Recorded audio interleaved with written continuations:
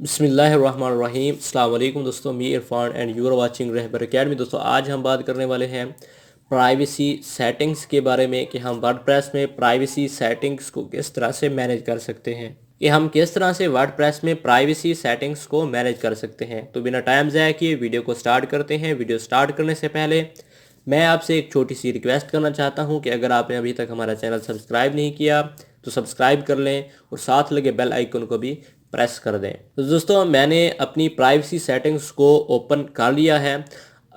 इसमें कुछ ज़्यादा चीज़ें तो नहीं आ रही, जस्ट प्राइवेसी के बारे में थोड़ी सी सेटिंग्स हैं वो मैं आपको बताता हूँ। यहाँ पे एक सेक्शन आ रहा है कि यूज़ प्राइवेसी पॉलिसी का जो पेज है वो आप यूज़ करना चाहते हैं, change your privacy policy page. सबसे पहले मैं आपको वेबसाइट ओपन करके दिखाता हूँ। हमने जो पेज बनाए होते हैं वेबसाइट में प्राइवेसी पॉलिसी के, उसको हम वेबसाइट में ऐड करके रखते हैं। हमारे वेबसाइट की जो प्राइवेसी पॉलिसी है उसको हम विजिटर को दिखाते हैं कि जो भी विजिटर है वो हमारी वेबसाइट की प्राइवेसी पॉलिसी को जानता हो। तो ये देखिए नीचे एक बटन बना हुआ है, यहाँ पे वही कह रहा है कि आप इसकी जगह किसको रखना चाहते हैं। मैं यहाँ पे लिखता हूँ अबाउट अस।